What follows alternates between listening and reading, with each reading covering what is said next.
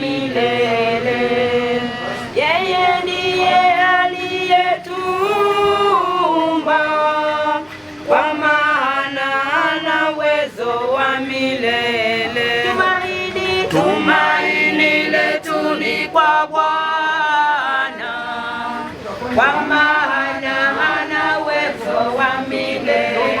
Tumaini letu ni kwa Bwana, kwa maana ana uwezo wa milele.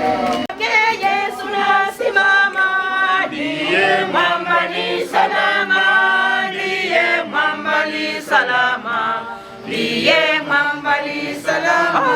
Kwake Yesu nasimama, ndiye mwamba ni salama, ndiye mwamba ni salama, ndiye mwamba ni salama.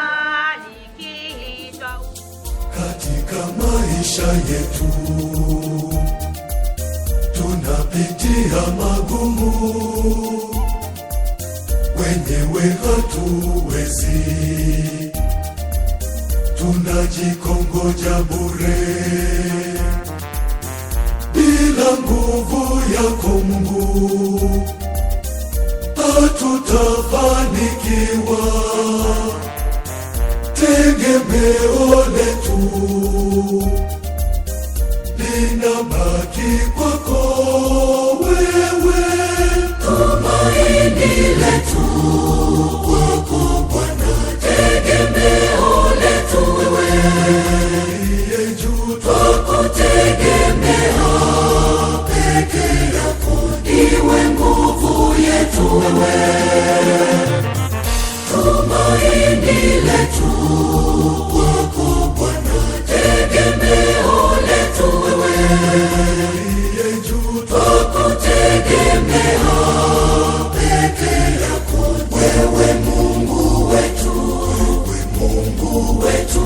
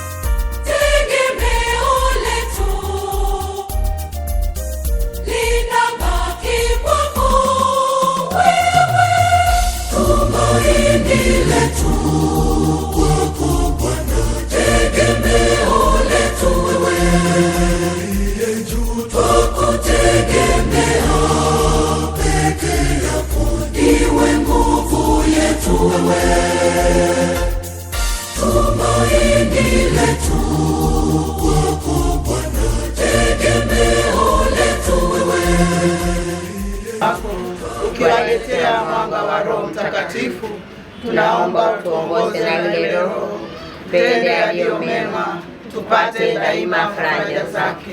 Tunaomba hayo kwa njia ya Kristo Bwana wetu. Amina. Baba yetu uliye mbinguni, jina lako litukuzwe, ufalme wako ufike, utakalo lifanyike duniani kama mbinguni.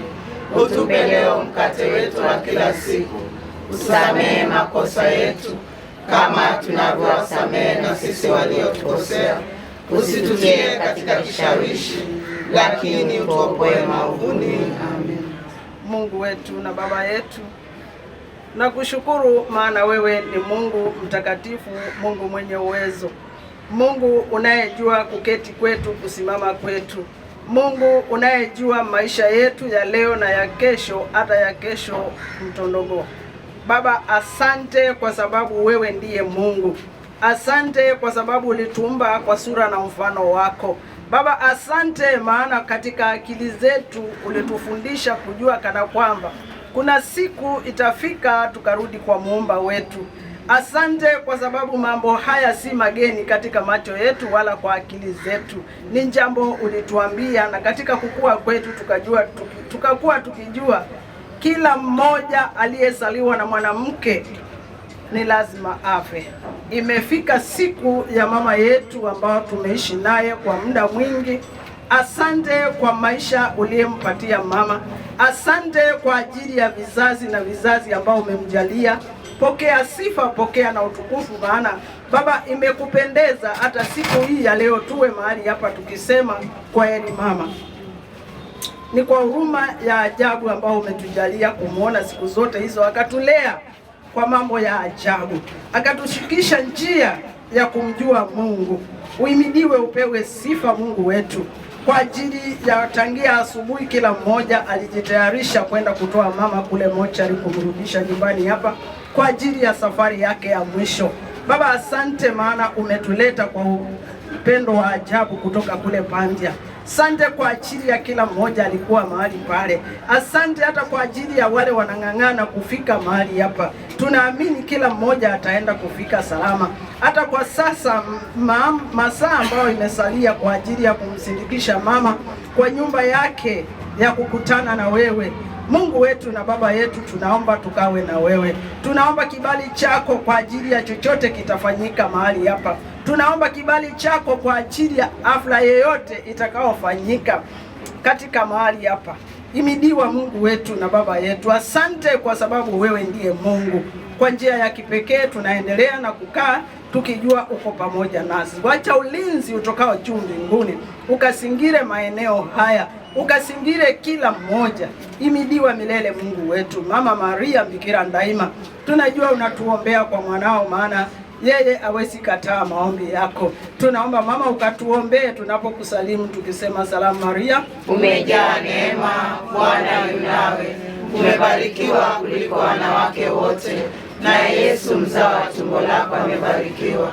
Maria mtakatifu, mama wa Mungu, tuombee sisi wakosefu, sasa na saa ya kufa kwetu. Amina.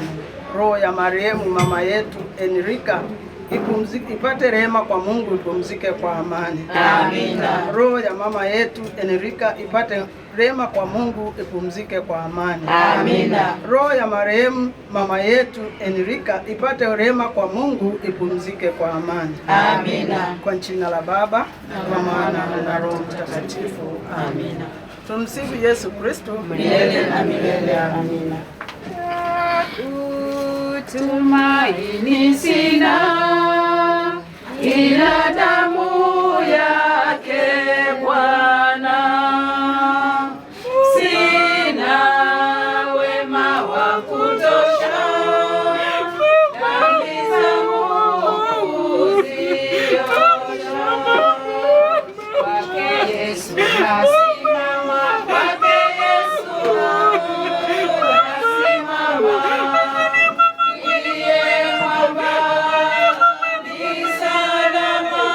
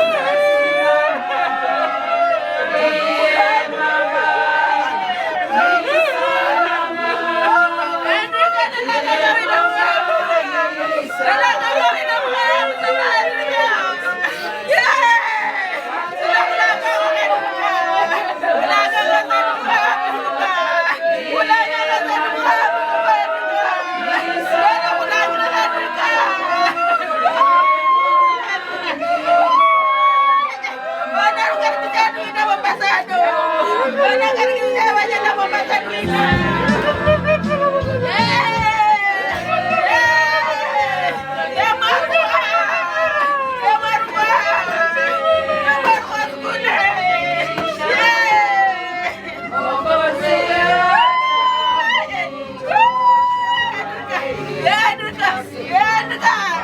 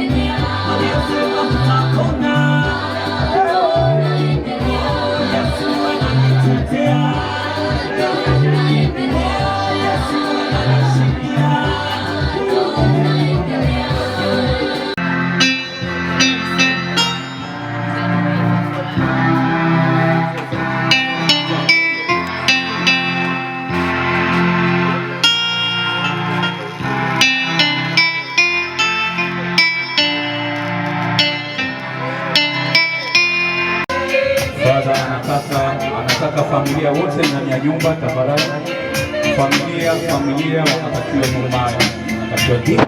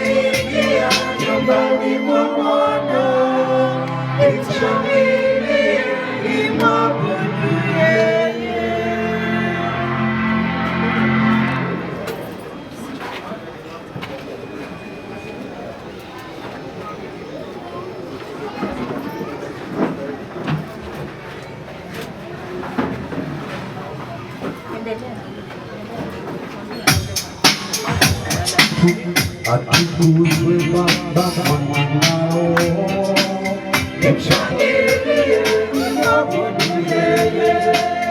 Atukuzwe Baba mwanao, mshangilie mwabudu yeye. Nimeingia nyumbani mwa Bwana, mshangilie mwabudu yeye. Nimeingia nyumbani mwa Bwana, mshangilie mwabudu yeye.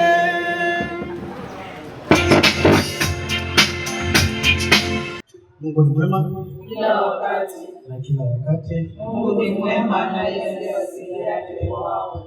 Nawakaribisheni katika ibada hii ya kuweza kumwombea roho ya mama yetu, na hivi hivyo tunapozidi kuendelea kujitayarisha kwa ajili ya safari yake ya mwisho, ili Mungu azidi kuendelea kutupatia nguvu, azidi kuendelea kutufariji, na vivyo hivyo azidi kuendelea kupumzisha roho ya mama yetu katika mahali pazuri ambapo amekuwa akitafuta. Tutaanza kwanza kwa kubariki maji. Ndugu wapenzi, tumuombe kwa unyenyekevu Mungu wetu ili apende kuyabariki maji haya tutakayonyunyiziwa sisi kwa ukumbusho kwa ubatizo wetu, naye apende kutusaidia ili tudumu waaminifu kwa Roho Mtakatifu tuliyempokea. Mungu Mwenyezi wa milele, ulitaka kwamba kwa njia ya maji yaliyo chemchemi ya uhai na chanzo cha utakaso, hata roho zitakazwe na zipate zawadi ya uzima wa milele. Tunakuomba uyabariki maji haya ambayo kwa njia yake tunatumaini siku hii ya leo. Bwana, tuimarishwe. Ukubali chemchemi hai ya neema yako ifanywe upya ndani yetu, na tukingwe na maovu yote ya roho na mwili na njia yake, ili kwa mioyo safi tukujongee na tuweze kupokea wokovu wako ulivyotakiwa kwa njia ya Kristo Bwana wetu. Amina.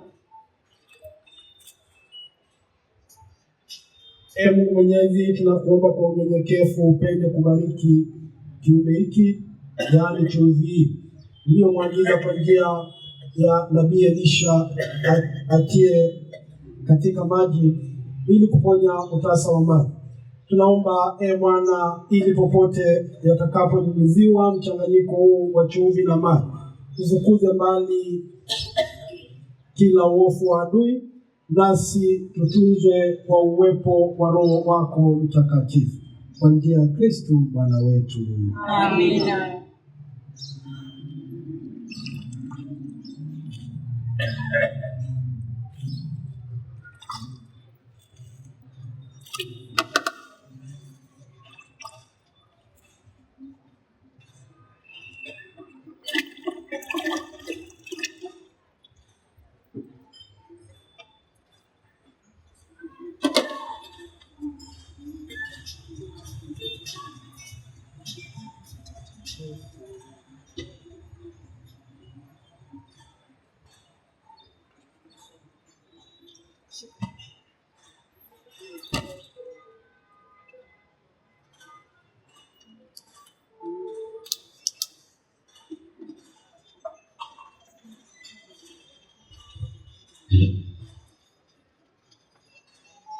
Bwana, umjalie raha ya milele Mama Edrika, Bwana, na mwanga wa milele umwangazie, apumzike kwa amani. Amina. Kwa jina la Baba, la Mwana na la Roho Mtakatifu. Amina. Neema ya Bwana wetu Yesu Kristo na upendo wa Mungu Baba na ushirika wa Roho Mtakatifu viwe nanyi nyote. Na viwe rohoni mwako. Ndugu zangu wapendwa, sisi tunajua kwamba sisi ni watenda dhambi machoni pa Mwenyezi Mungu, na siku ya leo tunapojumuika hapa siku ya leo kumkumbuka na kuiombea roho ya Mama Edrika Musomba, ni nafasi ambayo Mwenyezi Mungu anatujalia ili kwanza tuweze kumshukuru Mwenyezi Mungu kwa kipaji ambacho ametupatia, amempatia mama yetu miaka ambayo amemjalia. Na vivyo hivyo kwa njia ya kipekee pia na sisi tunapewa nafasi ili kuweza kutafakari juu ya maisha yetu, na vivyo hivyo kuweza kujiona na kuweza kujiuliza kama vile mama ambavyo amelala, vivyo hivyo pia na sisi tutaweza kupata nafasi ya kulala. Na sisi leo kama Mwenyezi Mungu angehesabu makosa yetu, labda mgeni wetu angeenda, mama Enrika aweze kubaki. Lakini Mwenyezi Mungu anatuonea huruma, na vivyo hivyo ni mwenye neema, na anatupatia nafasi ili tuweze kuendelea kuishi na kurekebisha maisha yetu. Tunyamaze kwa ukimya, tumwombe Mwenyezi Mungu msamaha kwa mara nyingi ambapo sisi hatujaishi kulingana na mapenzi yake.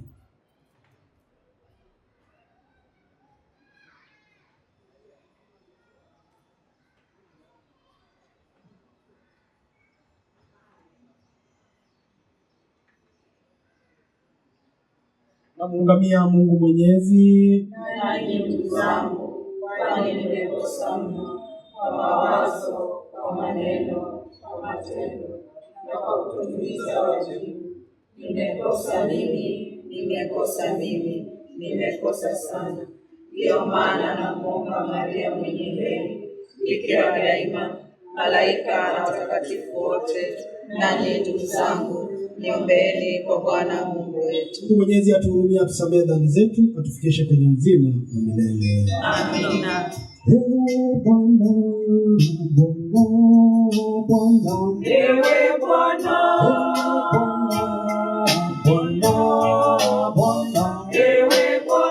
ewe Bwana, utuhurumie. Ewe Bwana, utuhurumie. Ewe Bwana, utuhurumie. Ewe Bwana, utuhurumie. Ewe Kristo, Kristo, Kristo, ewe Kristo, ewe Kristo, Kristo, Kristo, ewe Kristo, ewe Kristo, utuhurumie. Ewe Kristo, utuhurumie. Ewe Kristo, utuhurumie.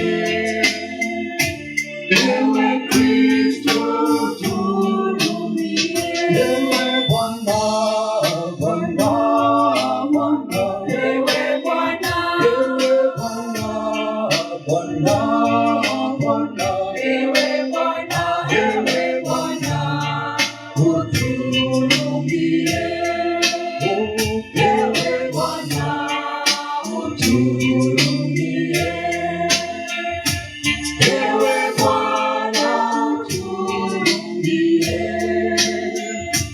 Ewe Bwana, utuhurumie.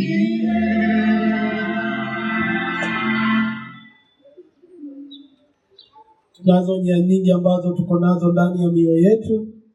Kwa ukimya tunyamaze, tumuombe Mwenyezi Mungu aweze kusisikiliza.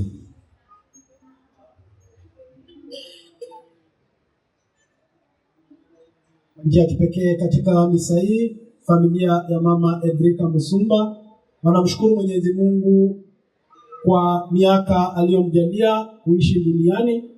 Wanaomba upendo, amani na umoja katika familia. Na hivyo wanaombea roho ya mama ipate rehema kwa Mungu, ipumzike kwa amani. Tuombe. Mungu Baba Mwenyezi, tunakiri kwa imani kwamba mwanao alikufa na akafufuka. Utujalie kwa wema wako ili kwa njia ya fumbo hili mtumishi wako Enrika aliyelala katika Kristo apate furaha ya kufufuka kwa njia yake, naye ishi na kutawala naye katika umoja wa Roho Mtakatifu, Mungu daima na milele. Amina. Tuketi kwa masomo.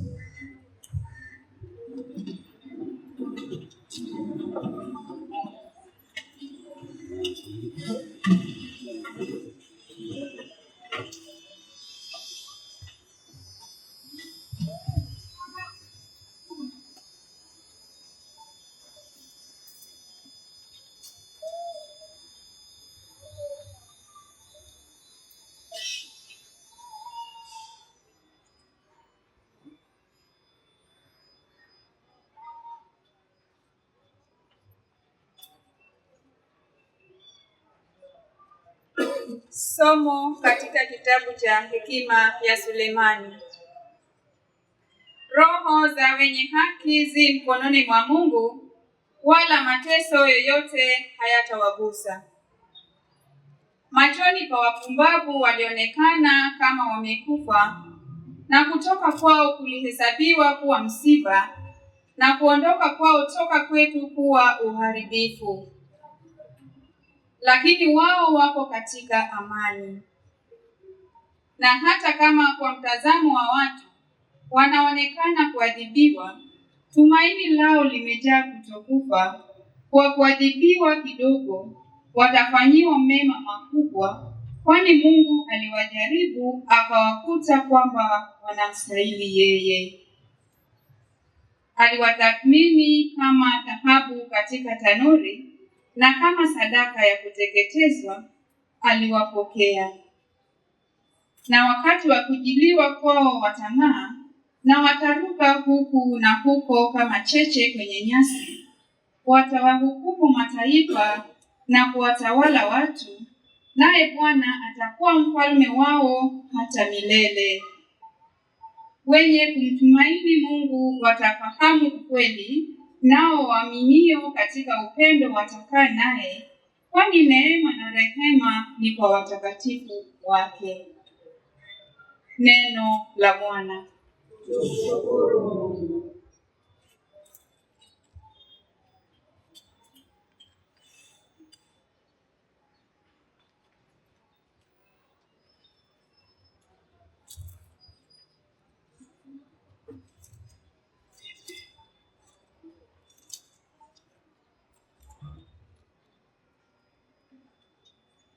Bwana ndiye mchungaji wangu, sitapungukiwa na kitu.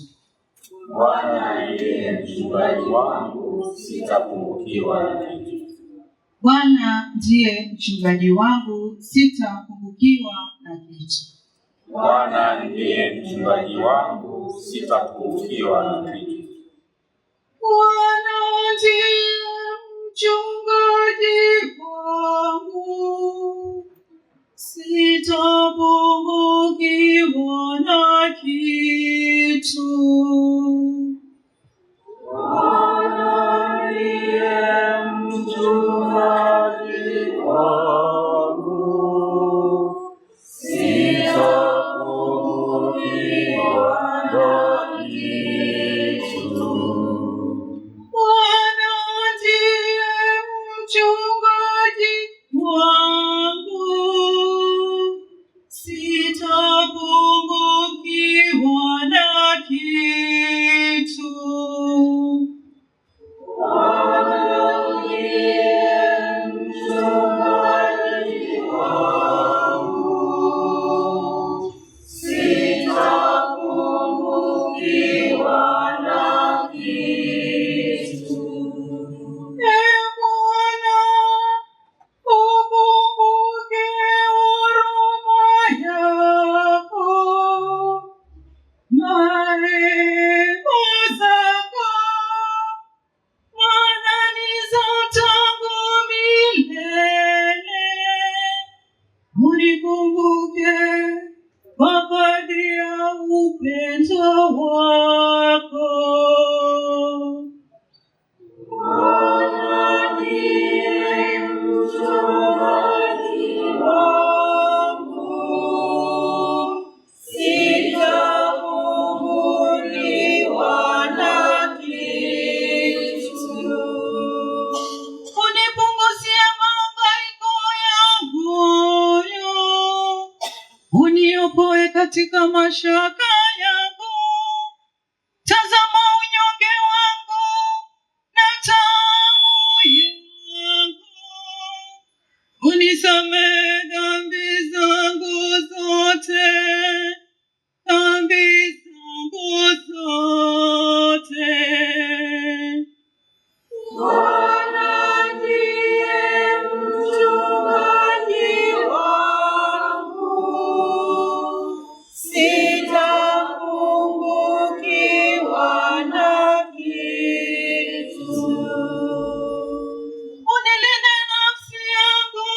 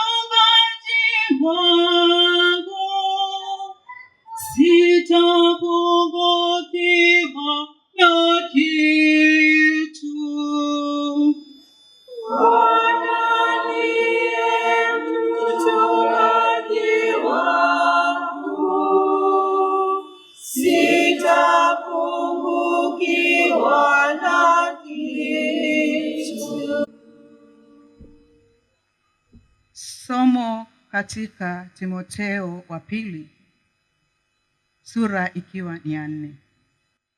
Kwa maana mimi nipo katika kutolewa sadaka, na wakati wa kufa kwangu umekaribia. Nimepigana vita vyema, nimemaliza safari, nimehifadhi imani. Inayonibakia ndio taji la uadilifu atakayonipa siku ile Bwana, hukumu wa haki, lakini si mimi peke yangu, ila na wale wote wanaotarajia ujio wake. Neno la Bwana.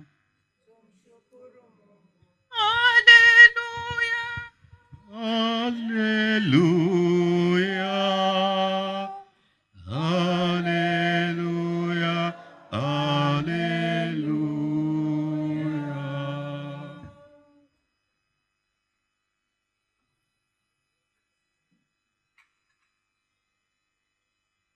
Nakutukuza Baba, Bwana wa mbingu na dunia, kwa kuwa umewafunulia watoto wadogo mafumbo ya ulimwengu. Haleluya, haleluya, haleluya, haleluya.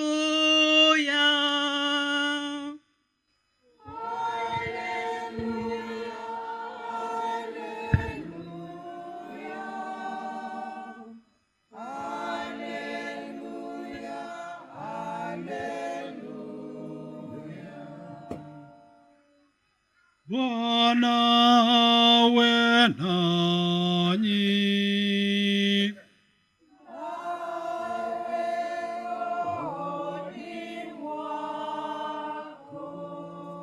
Somo katika Injili ilivyoandikwa na Mathayo.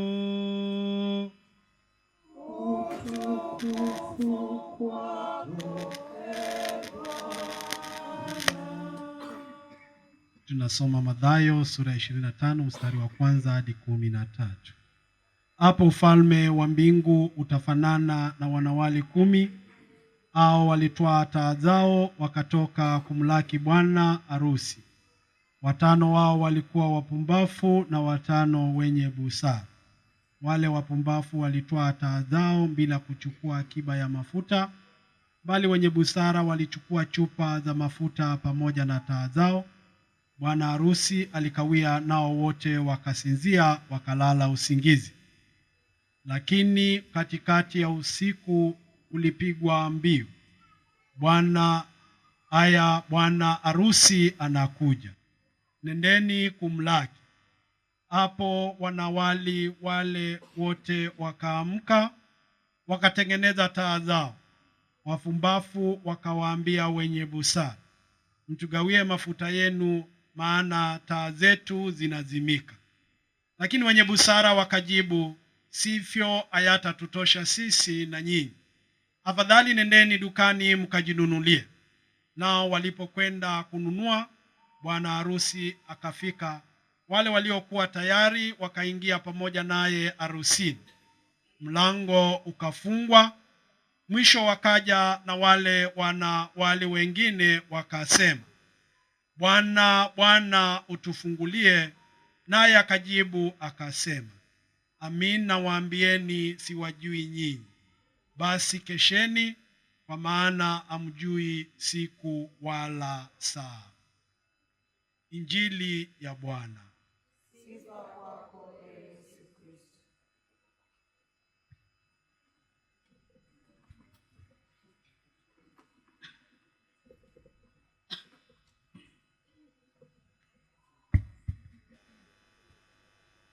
Leo ni leo kweli, Henrika amelala lale. Leo ni leo kweli, mama yetu amelala lale. Lala ukalale vema, Bwana Yesu kakuita ulale. Lala ukalale vema, usingizi wa milele Tusimame tumwage mama. Leo ni leo kweli, mama yetu amelala lale.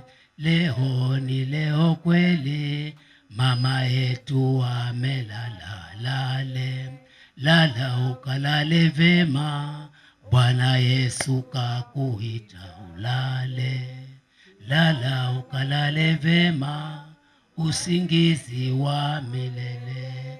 Kwaheri, kwaheri Henrika, kwaheri. Kwaheri, kwaheri Henrika, kwaheri. Kwaheri, kwaheri, kwaheri. Tungetaka kuwa na wewe, lakini Mungu Mwenyezi mapenzi yake ndiyo bora. Kwaheri, kwaheri, kwaheri. Tungetaka kuwa na wewe, lakini Mungu Mwenyezi mapenzi yake ndiyo bora. Na wanao wako hapa wanasema bye bye. Daktari uko hapa anasema bye bye. Kwaheri, kwaheri, kwaheri. Tungetaka kuwa na wewe, lakini Mungu Mwenyezi mapenzi yake ndiyo bora. Kwaheri, kwaheri. Tungetaka kuwa na wewe, lakini Mungu Mwenyezi mapenzi yake ndiyo bora. Wajukuu wako hapa wanasema bye bye, na wanao wanalia wanasema bye bye. Kwaheri, kwaheri mama yetu.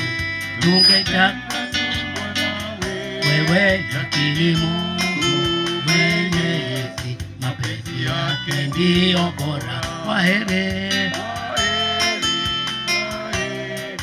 tungetaka kuwa na wewe, lakini Mungu Mwenyezi mapenzi yake ndiyo bora. Padre wetu Bonifasi anasema bye bye. Mimi Padre Katana ninasema bye bye. Kwaheri, heri, kwaheri. Tungetaka kuwa na wewe, lakini Mungu Mwenyezi mapenzi yake ndiyo bora. Kwaheri, kwaheri, kwaheri. Tungetaka kuwa na wewe, lakini Mungu Mwenyezi mapenzi yake ndiyo bora. Tumsifu Yesu Kristu. Mungu ni mwema na kila wakati. Na mimi naomba Bwana nisaidie hubiri lake vizuri. Kifo huleta uchungu. Kifo huleta uchungu. Utajua kina uchungu atakufa mamako, babako, mumeo, mkeo, mwanao, ndugu yako, ndio utajua kifo kina uchungu. Wazuzu usema hata kafanani misili niko ngangari. Kwanza kulia kwenye ni dawa. Yesu mwenyewe alilia alipoona rafiki yake Lazaro amekufa. Kifo huleta uchungu, hakuna mchezo. Pia tumekusanyika hapa hivi leo kumwambia Mungu asante. Mungu hakosei, hufanya mapenzi yake na mapenzi yake ni mazuri. Mimi Padre Katana mtoto anaweza kukosea, lakini Mungu hakosei, hufanya mapenzi yake na mapenzi yake ni mazuri. Kazi ya binadamu ni moja tu, kumwambia Mungu asante kwa kila jambo. Si kwamba ile jambo umelielewa, hujaelewa, wewe sema asante. Huwezi kusema Mungu nitamshukuru na hili ukatae. Sasa unamkufuru Mungu wewe. Mungu anapewa shukrani kwa kila jambo. Kwa nini nasema hivyo? Nasema hivyo kwa sababu ilikuwa siku ya Ijumaa kama leo Yesu alipokufa. Siku ya tatu Yesu alikuwa amefufuka akiwa ni Bwana, akiwa ni mfalme, akiwa ni mshindi. Ndipo alipoambia wanafunzi wake, endeni kila mahali mkahubiri habari njema. Kitu gani Yesu ataka kihubiriwe? Kiini cha zile habari njema ilikuwa nini? Kitu alotaka Yesu waambie watu ni kwamba kifo nimekishinda. Binadamu akifa kuna uzima mwingine. Sema amen. Binadamu hafi kama vile maumbo na mapaka wanavyokufa. Mapaka na maumbo wale mahayawani. Binadamu akifa ameumbwa kwa mfano wa Mwenyezi Mungu, kuna uzima mwingine. Na hizi ndio habari njema zihubiriwe na kila mmoja. Watu waondolewe katika ugo wa kifo. Kifo kimeshindwa. Yesu ameshinda kifo. Utasikia watu wakisema ni mpango wa Mungu tufe, alipanga tufe. Soma Biblia vizuri. Mungu hakupanga tufe. Mungu alitupanga tuishi kama vile malaika wanavyoishi na yeye. Kifo kilikuja baadaye. Ukisoma historia ya kuumba ulimwengu hakuna kufa pale ndani. Kifo kitajwa baadaye. Baada ya amekosea Mwenyezi Mungu ndio kifo kikatajwa. Lakini toka mwanzo Mungu alikuwa ametuumba tuishi naye kama vile malaika. Sema amen. Na hizi ndio habari njema. Watu waondolewe katika ugo wa kifo. Kifo kimeshindwa. Una uzima mwingine. Mwenzio akikushinda kabisa, Yesu ametushinda maarifa. Mtu akishinda maarifa kibiashara atakutawala kibiashara. Kiuchumi atakutawala kiuchumi hivyo hivyo. Akikushinda kijeshi atakutawala hivyo kijeshi. Mungu Yesu ametushinda maarifa. Alikufa siku ya tatu akafufuka. Ametushinda maarifa bwana. Watu hufa tunawazika humu mtaani. Baraki imejaa mapadri pale. Hata wameitwa tena baraki. Lakini hawajafufuka. Watakuja siku ya kiyama. Lakini Yesu alipokufa siku ya tatu akawa hai. Ametushinda maarifa. Siri hii ni kubwa. Na yeye mwenyewe alisema kifa na nitafufuka. Na kweli akafufuka. Kama Yesu angefufuka, mimi singekuja hapa. Si mpumbavu hivyo mimi kusifu mtu ambaye hana maana. Lakini alitoka kaburini na ametushinda maarifa. Lazima tumpe sifa. Sema amen. Na hizi ndio habari njema. Mapadri kila mmoja waambie watu kifo kimeshindwa. Yesu anajua watu wanaogopa kifo. Sasa anajua matajiri wanaogopa kifo kwa sababu ataacha mapesa walitafuta halali na haramu. Kuna kitu muhimu kwa pesa zako, uzima wa milele. Ukaishi na wewe kwa hizo pesa. Yesu anajua wafalme akina Malkia wanaogopa kifo kwa sababu atacha vile vyeo. Kuna kitu muhimu kuliko cheo chako, uzima wa milele. Na hizi ndio habari njema. Watu waondolewe katika ugo wa kifo. Huwezi kukimbia kifo babu. Utakimbia kifo ndio wapi mamangu wewe? Kifo kiko kila mahali. Kila mahali. Waweza kufa ukalala ukafa. Kiko kila mahali. Yuko bwana mmoja alikuwa akiota sana. Unajua kuna watu wengine na vipawa. Akiota ile jambo linakuwa hilo hilo. Akikuotea jambo zuri basi itakuwa hilo hilo. Hata baya pia itakuwa hilo hilo. Basi wakati fulani aliotea mtu kwamba atakuwa tajiri. Kweli bwana akawa tajiri. Kweli tajiri kabisa, mambo mazuri. Alikuwa maskini lakini ule bwana alipoota, wewe vile nakuona nimekuotea kwamba mambo ni mazuri. Na kweli mambo yalikuwa mazuri kwa ule bwana. Sasa akaja bwana mmoja kiberenge. Akaja, "Hai. Ulimwotea fulani wewe, mambo yalikuwa mazuri. Naomba uniotee na mimi." Akasema, "Sawa, sasa nikuota ni usiku, niko nimelala. Wewe sasa wewe utakuwa ukinikumbusha kama nimekuotea." Basi vipi umeniotea? Uzalilo hera kari dede. Asa sijaota bwana. Akaya baada ya wiki umepata habari hizo umeota? Sijakuotea. Miezi mitatu jamaa anakuja, "Vipi umeniotea?" "Sijakuotea." "Wewe usifanye wasiwasi, nikikuotea nitakuita mimi." "Badala uje nitakuita mimi nikwambie." Baada ya miezi mitatu kweli ule bwana akaota. Umeniotea? Nimekuotea. Jana usiku nimekuotea. "Haya umeniotea nini?" "Sasa nimekuotea wewe, kifo chako kitakuja kwa kugongwa na jiwe kitu hapa. Utakuwa umeketi kitu kikugonge kichwani. Yaani kuna kitu kingine hilo. Labda mengine nitakuotea baadaye lakini sasa hivi ni hilo kwamba kifo chako kitakuja kwa kugongwa na kitu hapa kwa kichwa." Sasa yule bwana kiberenge huyo akaenda bibi yake. "Bibi yangu." Hata hakumwambia ile vile alivyotewa. "Wewe saa 12 nipikie nile nishibe mara moja, nitakuwa nikilala jangwani." Kwa sababu jangwani hakuna miti kule. Sasa miti hakuna, kwa hivyo tunaenda tazuka huko kuongwa wewe. Basi saa 12 kwa sababu ukiwa ndani ya nyumba inaweza kuangukia ama kwenye mti. Sasa kwa jangwani kule hakuna miti, hakuna nini. Sasa akapanga akamwambia bibi yake, "Tafadhali nila asubuhi saa 12 nikishibe nitakuwa nikilala jangwani." Anasema, "Kivipi sasa ile kwa mengine huwezi kuambiwa yote. Hii ni siri zangu. Nitakuwa nikilala jangwani." Kabisa saa 12 ashashiba. Yaenda jangwani. hivyo karibu miaka 3 wala jangwani. Siku moja saa 8 za usiku mwewe akampata kobe mdogo, akamdona mshika namna hiyo. Sasa sana za usiku sasa anatafuta nitamwangusha wapi kwenye jiwe avunjike ni mle vizuri huyu kobe yule mdogo. Sasa katika mwezi unawaka vile sasa yule bwana kiberenge si yuko kule jangwani, alikuwa na upara mkubwa yule bwana. Sasa kila hula namna hii. Sasa kwa mwezi ule upara kama jiwe. Sasa yule ile mwewe katika tembea lake atafuta mahali ambapo kuna jiwe. Akaenda kwa jangwani azunguka mwezi unawaka. Ule bwana amelala. Unajua upara kama mwezi wazo kama jiwe. Si jiwe hili. Basi akasema nataka nilengeshe yule mwewe. Nguke pale wale ulivunjike. Basi kazunguka mwisho. Hata huku mmefika.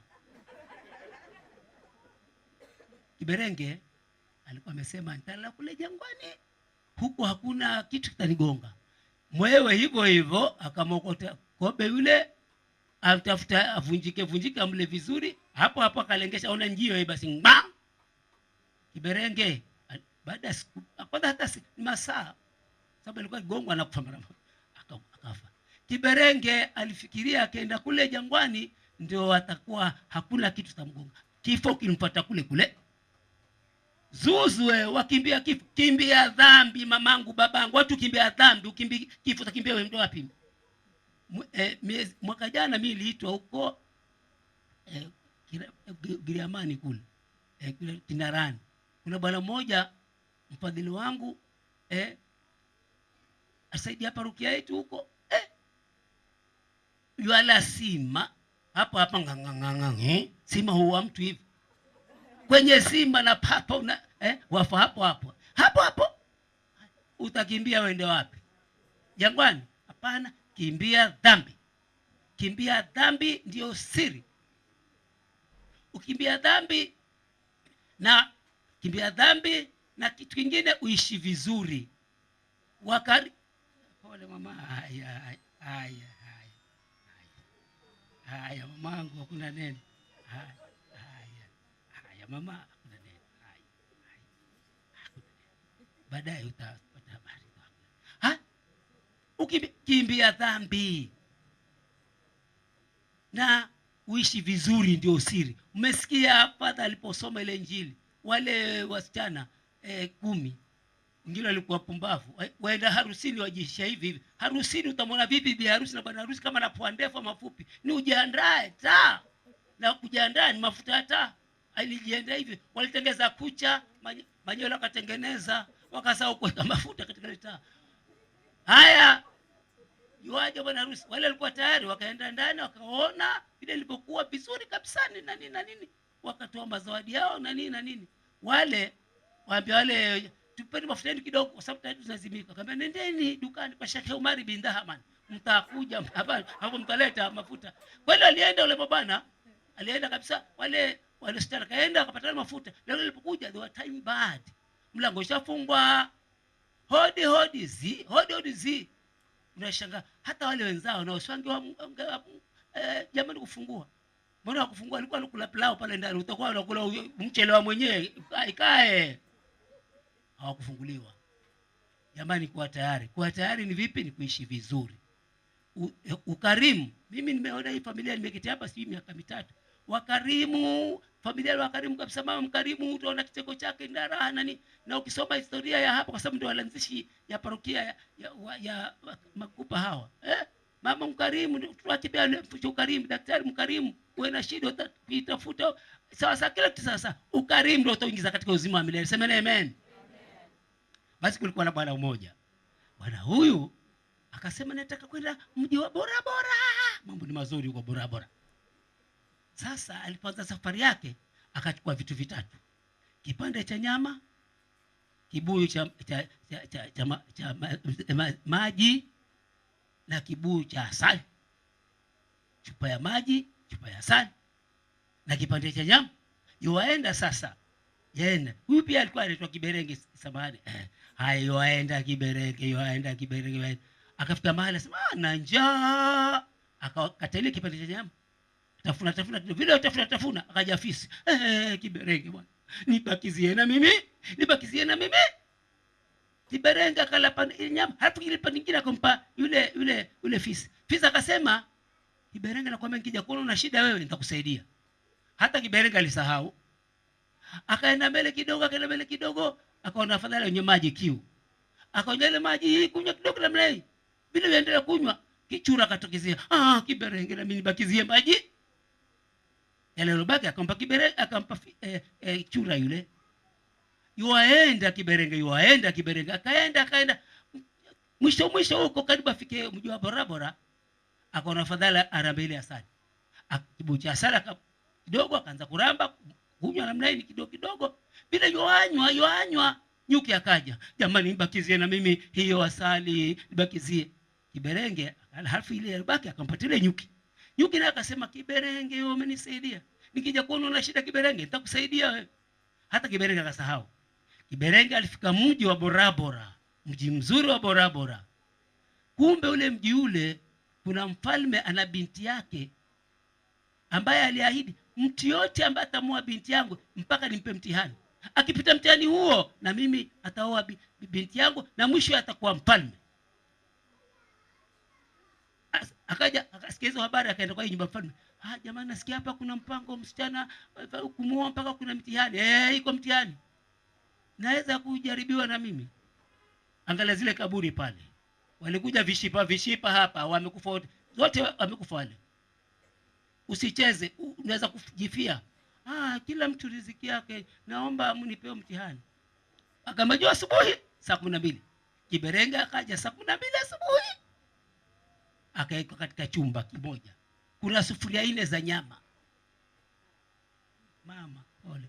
Haya, sufuria 4 za nyama sasa.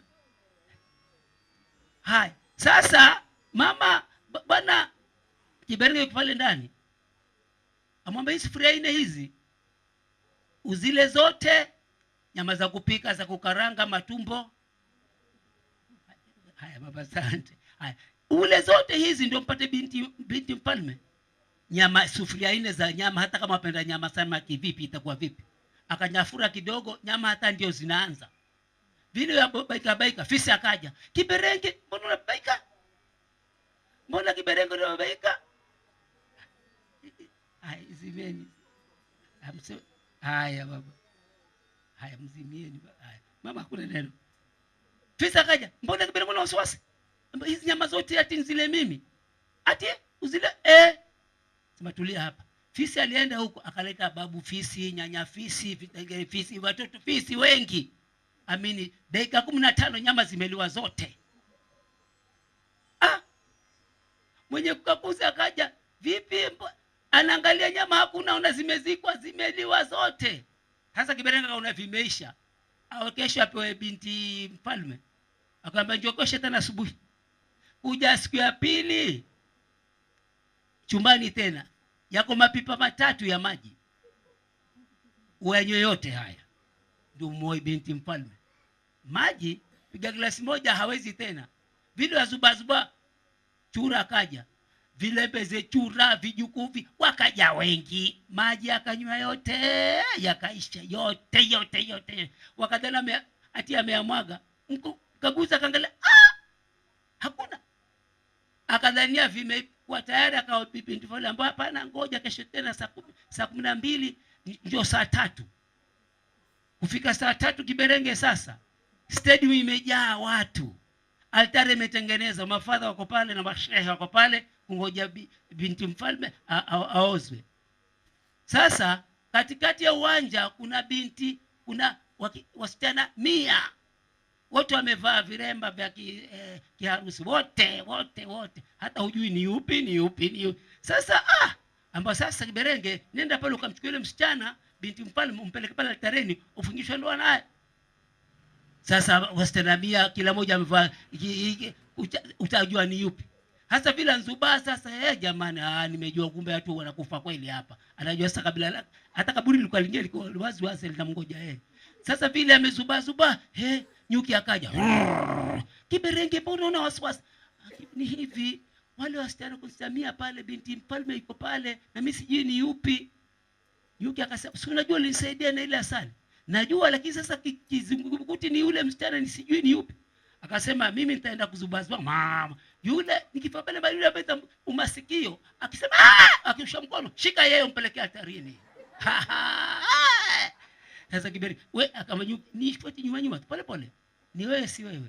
Basi akaenda kule kuchakaza chakaza hivi, yampa mara akaenda pale katikati akamuma sikio binti pale. Akamshika mkono ampeleka. Mpigeni makofi Kiberenge yuaenda altareni. Kiberenge pale alioa. Mwisho mfalme alipokufa yeye akamfalme. Ilikuwaje mpaka mfalme yule? Kwa sababu alikuwa mkarimu. Pigeni makofi Kiberenge. Hakuna atakayeingia mbinguni bila ukarimu mamangu na babangu. Kwa mchoyo mkondo birika huinginga. Mbinguni mwacho watu wakarimu tu. Uwe nani ni ukarimu ndio. Uwe hivi wadharau kanisa, mambo ya kanisa hujali nini na nini, wenyewe watoto wako wenyewe huingii mbinguni kwa watu wakarimu. Mwenzio ana shida msaidie. Ndio maana siku ya kiyama wataganya makundi mawili, mbuzi na kondoo.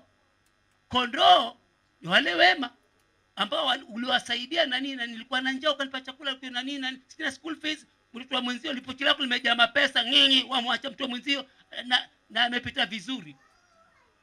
Huyo ndiye Yesu huyo. Yesu amejificha katika watu ambao wana shida. Hiyo ile mapema. Baada ukashomo kanisani hata usiku wote haleluya haleluya kimkorofi kusalimia hata watu huingii mbinguni. Mbinguni ni kwa watu wakarimu basi. Na ukarimu wetu na Yesu Kristo mwenyewe ametufia sisi ambao tustahili. Hii ndio siri kubwa. Kwa hivyo kila moja ujue wazi kwamba ni ukarimu utakuingiza katika uzima. Matendo yako. Ule fisi, yule Kiberenge alikuwa kama mchezo hivyo. Na aliposaidia aliingia, ndio itakapokuwa. Watu wengine kama mikebe ya kimbo. Ukristo mkebe ya kimbo, unaenda mkebe wa kimbo umejaa kimbo karanga, hata kimbo imeisha. Ule mkebe hauna kimbo, lakini unaweza kuata mko kwa chooni, lakini jina la kimbo lipo. Kuna kimbo pale ndani. Umeweka kile jina la Ukristo mimi fulani lakini hakuna ladha. Ni yale maisha yako yale ndio atangaza siku ya kiyama. Tarumbete kilia pamparape tero maisha yako. Kila kaburi litapasuka, hata kabla la mawe litapasuka, watu wa familia yao wahukumiwe. Hapo baraki hapo ndio tutapasukia si wengine hapa. Popote tunaweza kupata hapa kwa sababu sisi tulikuja kidogo. Tunaweza kupata kuna makaburi hapa ndani. Siku ya kiyama kuna mtu anasema ondokeni hapo, nataka usimama na mimi. Kumbe sisi tulikuja juzi hapa Mombasa bwana. Mombasa na wenyewe tunaweza kupata kuna makaburi huko. Hukumu itapitishwa. Kilichoko ni kuwa tayari, hatujisiku wala saa. Ujitayarishe. Mimi mkono wangu ulivunjika huo. Hata sijamsomea misa karibu miezi mitatu. Na ulivunjika kivipi? Nilikuwa nimeenda kwa misa huko Kaloleni. Nikafanya misa kumwombea mzee wetu, kijana wetu mpiga tarumbeta katika bendi yetu Mole. Babake amekufa nikaenda. Nishawaambia nyinyi. Hapo mimi nilipaimba wimbo hapo mwisho kumaliza ibada. Neno ajali haikingiki hasa nipo Mola mwenyewe, ni chombo imara chenye thamani kilichopasishwa Uingerezani, kilinguruma likoni kikatiririka, wale pasenja wakafelea baharini. Dereva kombo ungama zako zimekwisha, kwetu Mombasa jirani wazi kwa shirika, tuliona vivyo kwa herini. Paulo Machupa ndiye alitunga wimbo huu. Kumtunga rafiki yako dereva kombo, dereva shupavu, ampeleka gari kupa motozi huko kitambo. Intengezwa vizuri, gereji imeangaliwa siku 5 gari angaliwa. Anateremka sasa kurudi Likoni huko. Hakuamini masikio yake na macho yake. Mabeleki yakakatika, wote wakafa, hata dereva kombo wakafa na watoto wakafa. Ndio Paulo Machupa anatunga wimbo kwa dereva kombo. Ungama zako zimeisha. Kuwa tayari. Niliimba wimbo huu mimi. Jumapili ilikuwa ndio kafahimisa Shanzu. Naenda Shanzu jioni hiyo mimi nashuka na matatu naenda kwa father pale pia father tayarisha Mgiriama Unsima huyu. najua papa sipati, lakini samaki naweza kupata. Akatayarisha kila kitu, Father Washanzu Vincent. Mimi kutoka kwenye matatu tumeenda hapo macho ya kizee, kumbe kuna misingi barabara mpya ngangala hapo hapo. Nikaenda upande huu, ndio mkono wangu huu ukaumia. Hai, sasa unashindwa, unaimba wimbo vyaja kukua wewe mwenyewe. Neno ajali ya ekengeki, asaini Mola mwenyewe, ni chombo imara chenye thamada, kilichopasishwa Uingerezani, kilinguruma likoni kikatiririka, wale pasenja wakafelea baharini, dereva kombo ungama zako zimekwisha, kwetu Mombasa jirani wazi kwa shirika, tuliona vivyo kwa herini, unaambiwa wewe wacha dhambi zako. Amen.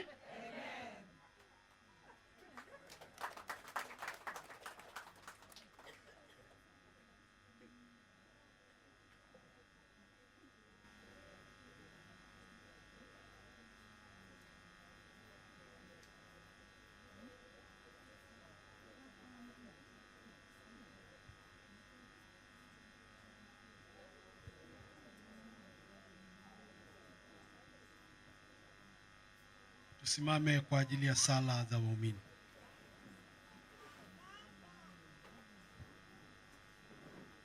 Tusali kwa ajili ya kanisa letu takatifu Katoliki. Baba mwema, tunasema ni asante kwa zawadi ya imani Katoliki ambayo umetujalia. Tunakuomba uweze kuwashushia Roho wako Mtakatifu wale wote viongozi uliowateua katika daraja takatifu. Tunakuomba wajalie nguvu ili waweze kuwaongoza watu wako katika njia iliyo sawa. Bwana, tunakuomba. Tuwaombee viongozi wetu wa nchi, tukizingatia itifaki mbalimbali, ili wakaweze kutuongoza sisi kama wananchi wao kwa haki na umoja. Bwana, tunakuomba. Tuzikumbuke familia zetu zote ambapo tumetoka, na pia tukikumbuka ya kuwa familia ndiyo kanisa ndogo. Tumuombe Mungu ili tuweze kuishi kama familia ya Yesu, Maria na Yosefu. Na pia tukumbuke familia ya Mama Henrika Musumba na wale wote ambao wameweza kubaki, ili Mwenyezi Mungu awajalie nguvu katika nyakati hizi. Bwana, tunakuomba. Tuwakumbuke wale wote ambao ni wagonjwa wa kimwili, wagonjwa wa kiroho, ili Mwenyezi Mungu aweze kuwajalia uponyaji na waweze kurejea kazi zao za kila siku. Bwana, tunakuomba. Tuwakumbuke roho za ndugu zetu, dada zetu, wapendwa zetu, wazazi wetu, na hasa mama yetu Henrika Musumba, ambaye Mwenyezi Mungu kwa upendo wake na ukuu wake ameweza kuwaita kwake ili waweze kupata pumziko la amani.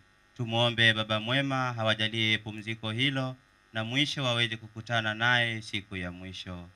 Bwana, tunakuomba. Salamu Maria, umejaa neema, Bwana yu nawe, umebarikiwa kuliko wanawake wote, naye Yesu mzao wa tumbo lako amebarikiwa. Maria mtakatifu, mama wa Mungu, tuombee sisi wakosefu, sasa na saa ya kwetu. Amina. tunaomba hayo kwa njia ya Kristo Bwana wetu. Amina. Bwana, apokea sadaka mikononi mwako kwa sifa na utukufu wa jina lake, na kwa manufaa yetu sisi na ya kanisa lake lote takatifu. Tuombe. Bwana, tunakutolea kwa unyenyekevu dhabihu hii, tukiomba rehema yako kwa ajili ya wokovu wa mtumishi wako Henrika, na kwa kuwa hakutia shaka kwamba mwanao ndiye Mwokozi mwema, tunakusihi umjalie ili amfikie na kumwona yeye aliye hakimu mwenye huruma. naye ishi na kutawala daima na milele. Bwana awe nanyi. Awe rohoni mwako. Inueni mioyo. Tumeinua kwa Bwana. Tumshukuru Bwana Mungu wetu. Ni vyema na haki. Kweli ni vyema na haki, tendo la kufana la kuleta wokovu. Tukushukuru wewe daima na popote, e Bwana Baba uliye mtakatifu, Mungu mwenyezi wa milele, kwa njia ya Kristo Bwana wetu. Katika yeye tumaini la ufufuko wenye heri liliangaza kwetu, ili sisi tunaosikitika kwa sababu tunajua kwamba lazima tutakufa, tufarijiwe kwa ahadi ya uzima wa milele. Maana uzima wa waamini wako, e Bwana, uondolewi, ila unageuzwa tu, na hao wanapata makao ya milele mbinguni, yakiisha kubomolewa makao ya hapa duniani. Kwa sababu hiyo sisi pamoja na malaika wakuu, pamoja na viti vya enzi na miliki, na pamoja na majeshi yote ya malaika wa mbinguni, twauimba utenzi wa utukufu wako, tukisema bila mwisho: Bwana Mungu wa majeshi, takatifu, takatifu. Bwana Mungu wa majeshi, mbingu na dunia zimejaa sifa zako. Mbingu na dunia zimejaa sifa zako. Hosana, hosana, hosana, hosana juu mbinguni. Hosana, hosana, hosana, hosana juu mbinguni. Karibu anayekuja kwa jina lake Bwana. Mkiwa anayekuja kwa jina lake Bwana. Hosana, hosana, hosana, hosana juu mbinguni. Hosana, hosana, hosana, hosana juu mbinguni. E Bwana, kweli umtakatifu, na kila kiumbe kilichoumbwa nawe kinakusifu kwa haki. Maana kwa njia ya mwanao Bwana wetu Yesu Kristo, na kwa uwezo utendaji wa Roho Mtakatifu, unavitia uzima vitu vyote na kuvitakatifuza. Wala uachi kukusanya watu kwako, ili toka mawio ya jua hata machweo yake dhabihu safi itolewe kwa jina lako.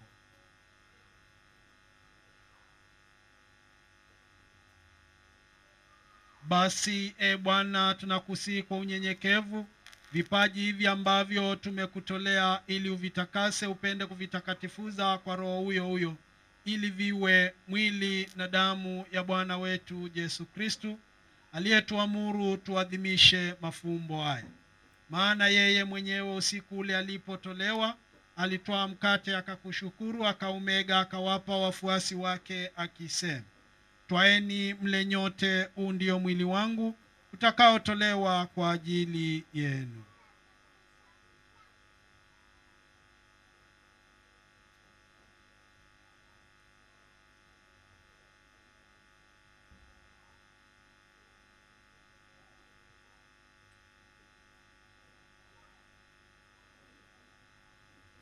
Vivyo hivyo baada ya kula, akatwaa kikombe, akikushukuru, alikibariki, akawapa wafuasi wake, akisema, twaeni mnywe nyote, hiki ndicho kikombe cha damu yangu, damu ya agano jipya la milele, itakayomwagika kwa ajili yenu na kwa ajili ya wengi kwa maondoleo ya dhambi.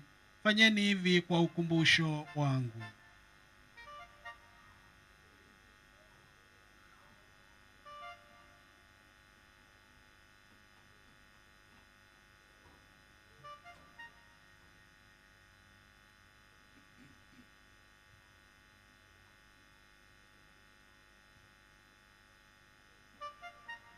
Fumbo la imani. Kila tunapokula mkate huu na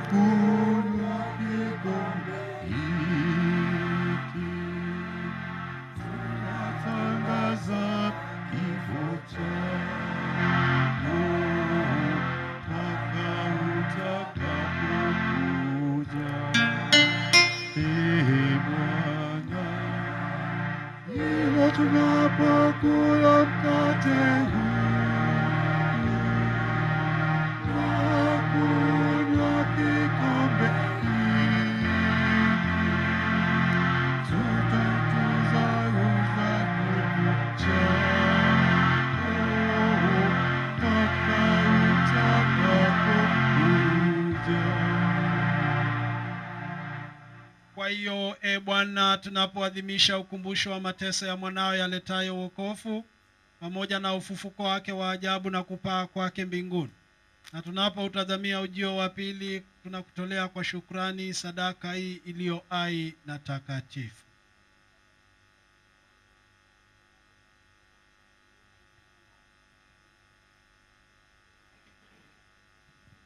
Tunakuomba Bwana, tunakuomba liangalie matoleo ya kanisa lako, na kwa kumtambua yeye aliye kafara ambaye ulitaka kutulizwa kwa sadaka ya kifo chake, utujalie sisi unaotiwa nguvu kwa mwili na damu ya mwanao na kujazwa na Roho wake Mtakatifu, tupate kuwa mwili mmoja na roho moja katika Kristo. Yeye atufanye sisi tuwe kwako sadaka timilifu ya milele, ili tuweze kupata urithi pamoja na teule wako, kwanza kabisa pamoja na Bikira Maria mwenye heri, mama wa Mungu, na Mtakatifu Joseph mume wake huyo bikira, na mitume wako wenye heri na mashahidi wako watukufu, pamoja watakatifu wote ambao tunategemea kupata daima msaada wa maombezi yao mbele zako. Tunakuomba Bwana, huyo aliye kafara na upatanisho wetu, alete amani na wokovu duniani kote, upate kulimarisha katika imani na mapendo kanisa lako liloenea popote duniani, pamoja na mtumishi wako Baba Mtakatifu wetu Leo wa 14 na askofu wetu Martin na Dominic na waklero wote. Usikilize kwa wema sala za jamii hii ulioita hapa mbele yako. Baba uliye mtakatifu, kwa huruma yako wakusanye kwako wanao wote waliotawanyika pote duniani. Wapokee kwa wema katika ufalme wako ndugu zetu marehemu na wote waliaga dunia katika hali ya kukupendeza. Nasi tunatumaini kujawa na utukufu, nasi tunatumaini kufika katika ufalme wako, ili pamoja tushibishwe milele kwa utukufu wako.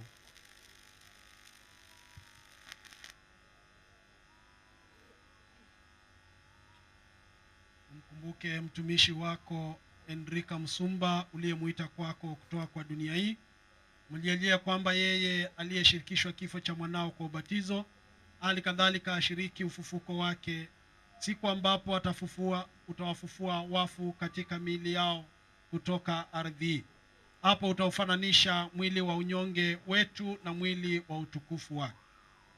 Pia uwapokee kwa wema katika ufalme wako ndugu zetu marehemu wote walioaga dunia wakiwa wamekupendeza. Nasi tunatumai kufika katika ufalme huo, ili pamoja tushibishwe milele kwa utukufu wako. Ndipo utakapofuta kila chozi katika macho yetu. Maana kwa kukuona wewe Mungu wetu kama ulivyo, tutafanana nawe milele yote na tutakusifu bila mwisho. Kwa njia ya Bwana wetu Yesu Kristo mwanao, ambaye kwa njia yake unaujalia ulimwengu mema yote.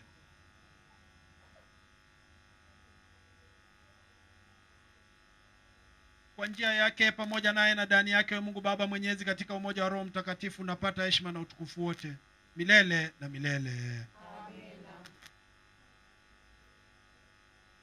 Kwa kulitia agizo la Mwokozi wetu na kufuata mafundisho yake ya kimungu, tunadhubutu kusema: Baba yetu uliye mbinguni, jina lako litukuzwe, ufalme wako ufike, utakalo lifanyike duniani kama mbinguni. Utupe leo mkate wetu wa kila siku, samehe makosa yetu kama tunavyowasamehe na sisi waliotukosea. Usitutie katika kishawishi, lakini utuokoe maovu. Bwana, tunakuomba utuopoe katika maovu yote, utujalie kwa wema amani maishani mwetu, kusudi kwa msaada wa huruma yako tuopolewe daima na dhambi, wala tusifadhaishwe na jambo lolote, tunapotazamia tumaini lenye heri na ujua Mwokozi wetu Yesu Kristo. Kwa kuwa ufalme ni wako na nguvu na utukufu hata milele. Bwana Yesu Kristo, uliwaambia mitume wako, amani na waacheni, amani yangu na wapa, sisitazame dhambi zetu ila tu imani ya kanisa la. Tuende kulijalia amani na umoja kama yalivyo mapenzi yako, na ishi na kutawala milele na milele. Amina. Amani ya Bwana iwe daima nanyi. Na iwe rohoni mwako. Tupeane amani.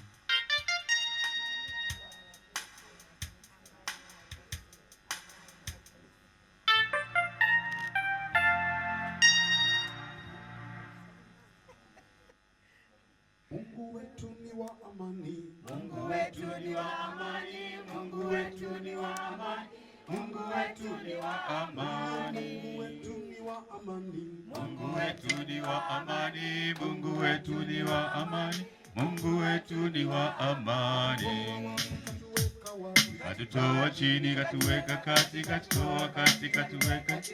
Mungu wetu ni wa amani. Katutoa chini katuweka kati, katutoa kati katuweka. Mungu wetu ni wa amani. Mungu wetu ni wa upendo, Mungu wetu ni wa upendo, Mungu wetu ni wa upendo. Katutoa chini katuweka kati, katutoa kati katuweka juu. Mungu wetu ni wa upendo.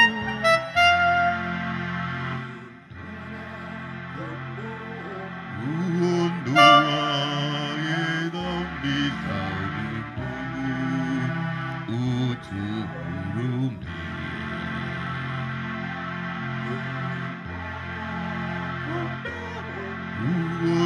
Uondoaye dhambi za ulimwengu, utuhurumie. Mwana kondoo, uondoaye dhambi za ulimwengu, utujalie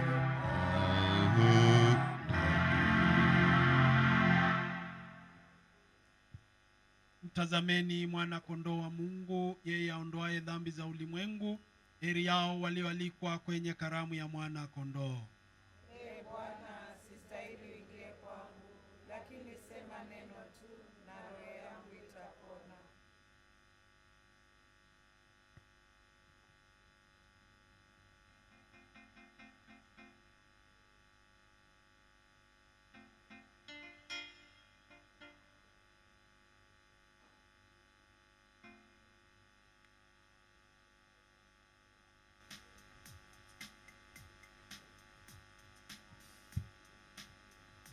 Watakaopokea ni Wakatoliki ambao wameruhusiwa na kanisa na pia wamejitayarisha.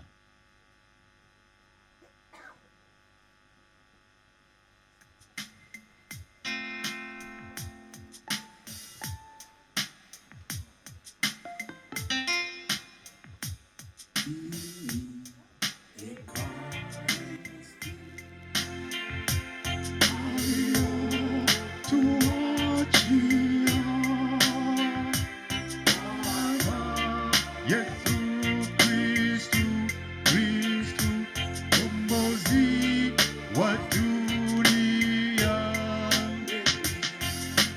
Imbeni kwa furaha, sifuni Ekaristi. Alimo Yesu Kristu, Kristu, alimo ni mzima. Imbeni kwa furaha,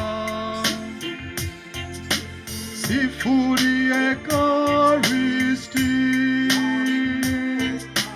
Alimo Yesu Kristu, Kristu, alimo ni mzima.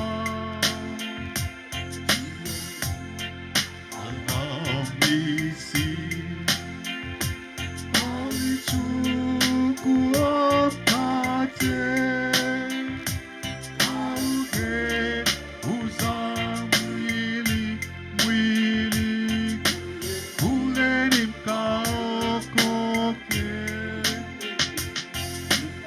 Imbeni kwa furaha, sifuni Ekaristi, alimo Yesu Kristu, Kristu, alimo ni mzima. Imbeni kwa furaha, sifuni Ekaristi, alimo Yesu Kristu, Kristu, alimo ni mzima. Ya alichukua kikombe cha divai, kuigeuza damu, damu, kunyweni mkaokoke. Imbeni kwa furaha, sifuni Ekaristi, alimo Yesu Kristu, Kristu, alimo ni mzima. Imbeni kwa furaha.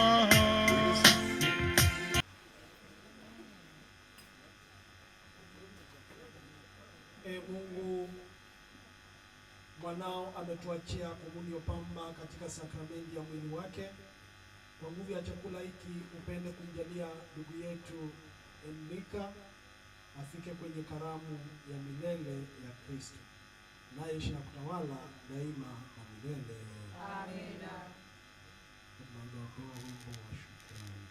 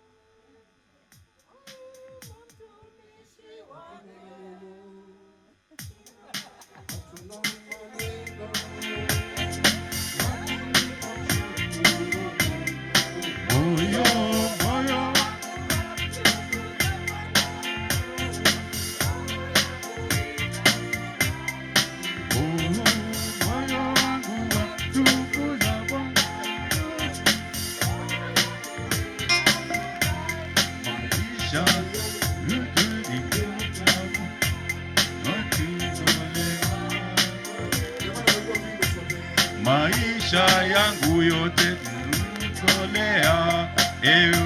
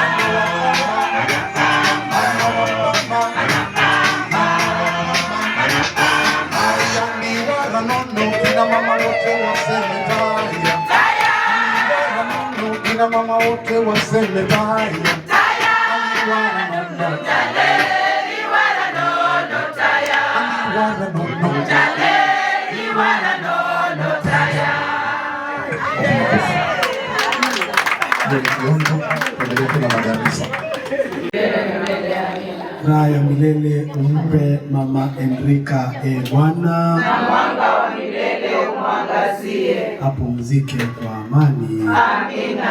Raha ya milele umpe Mama Enrika Bwana, na mwanga wa milele umwangazie. Apumzike kwa amani. Amina.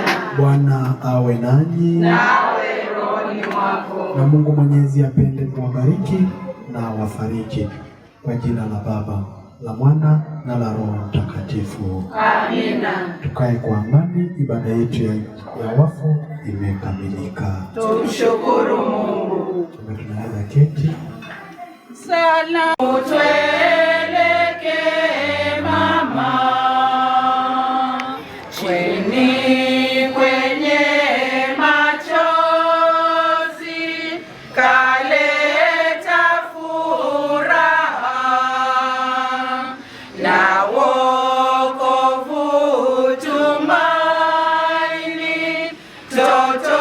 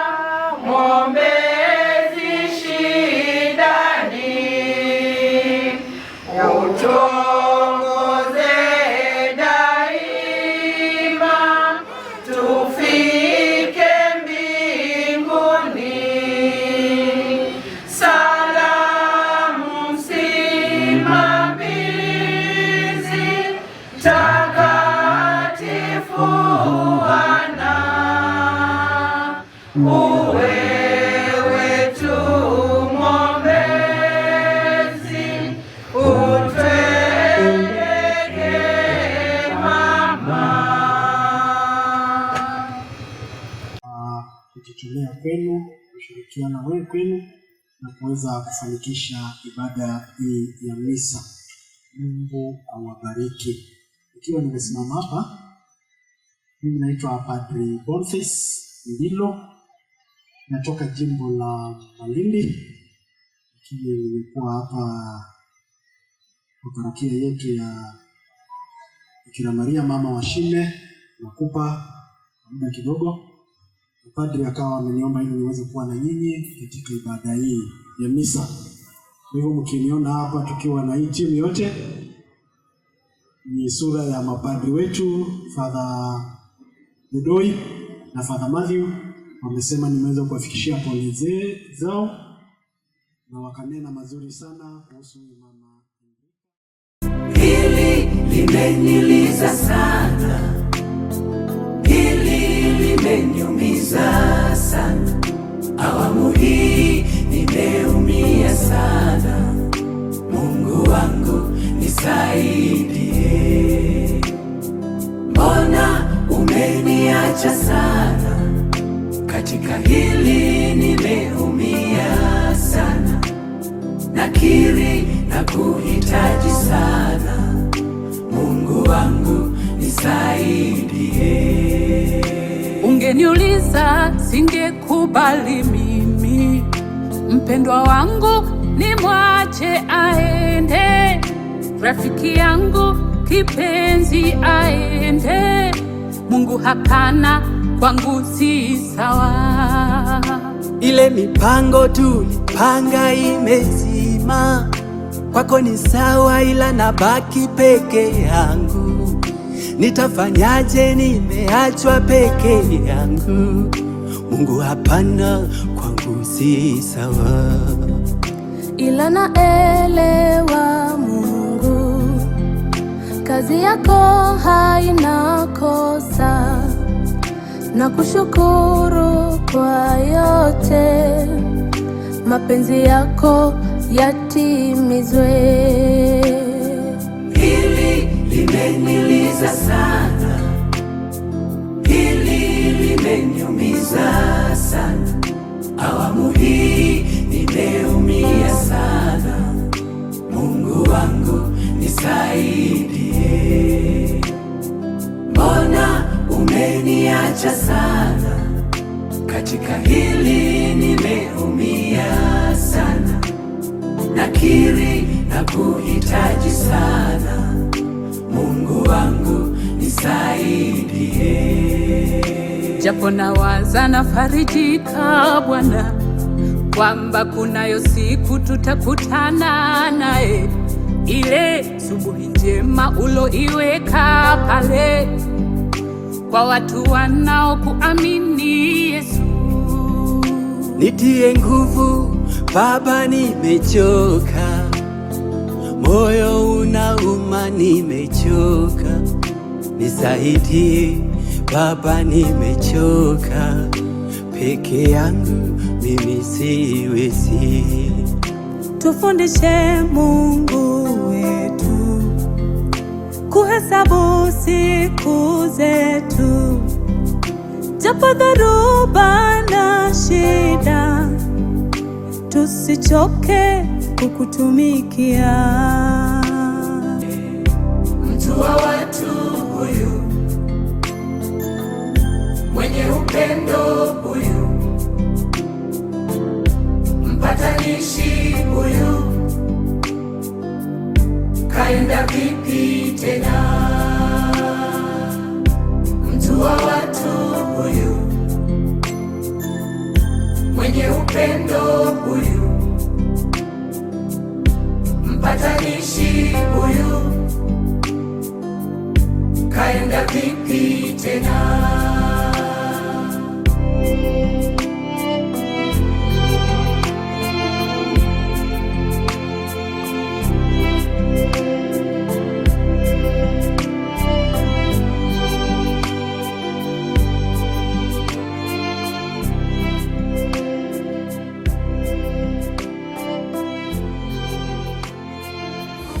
Ndipo mwisho wangu wa kuishi pamoja, msihuzunike. Naenda kwa Baba, huko ndiko makao yangu yalipoandaliwa na aliyeniumba. Huko mbinguni kwa Baba kuna makao mazuri, kuna makao mazuri ya milele. Huko mbinguni kwa Baba kuna makao mazuri, kuna makao mazuri ya milele.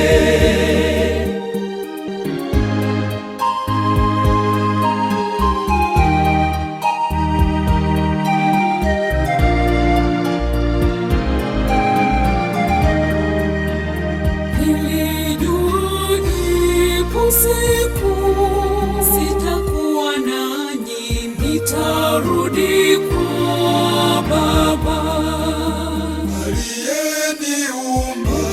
Ndiko makao yangu, makao ya milele, naomba msilie. Huko mbinguni kwa Baba kuna makao mazuri, kuna makao mazuri ya milele. Huko mbinguni kwa Baba kuna makao mazuri, kuna makao mazuri ya milele.